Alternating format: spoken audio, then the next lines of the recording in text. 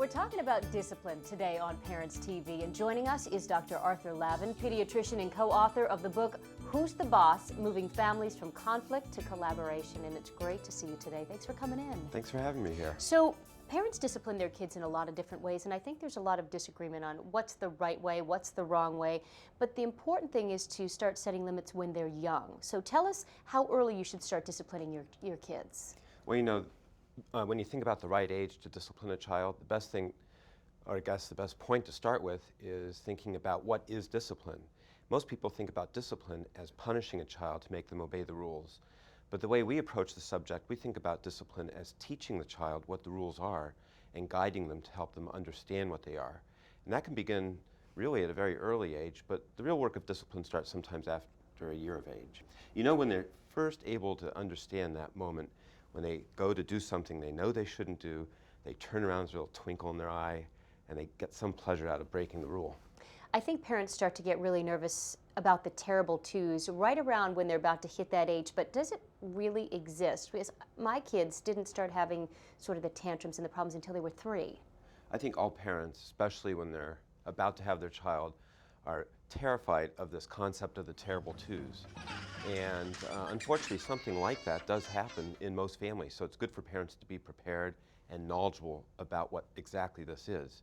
What makes a terrible two so terrible is the fact that at a certain age, usually around 18 months of age, their mind becomes flooded with knowledge of how things could be different, how things could be better, why things aren't the way they want them to be.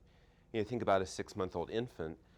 They're very content. You feed them breakfast, they never ask for Fruit Loops or a change in diet. They have no problems. They love exactly how things are.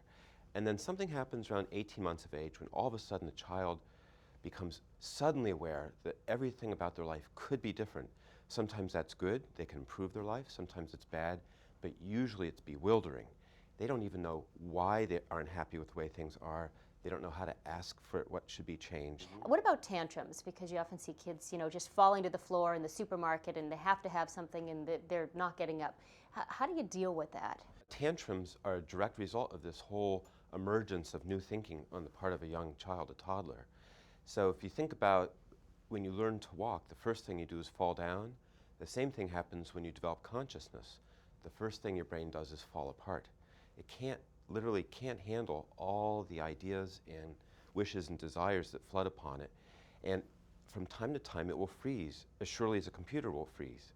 Now, if you think about a computer, you can't do input on a computer if it's frozen. All you can do is reboot it. And anything you do to try to get it to work will only make the situation worse. And so it is with a child with tantrums. Their brain is in a freeze and needs to reboot in order to work again. So what do you do? Well, the miracle of any brain is that when it's in a tantrum, it will reboot on its own. So the best thing to do is give the child some space and let that recovery process take place. Anything you do during a tantrum is like pouring gasoline on a fire. It'll just make it worse. I've been there. I know exactly what you're talking about. Biting also comes up. My daughter had that experience when we brought the baby home from the hospital. She started to bite and to hit. What do you do when a child starts to do that? Well, biting is one of the many rules that parents feel most strongly about because the child's hurting somebody.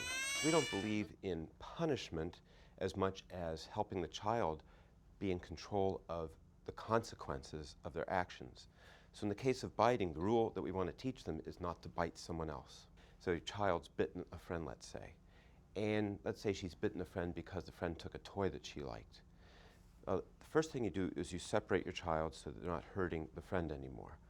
And then you want to turn this over to the child, and here's how you do that. It's 2 or 3 easy steps. The first step is to identify why you think she did it. And usually parents know why their children bite someone else. In this case, you can say, it looks as though you were so angry about this child taking your toy that you bit her.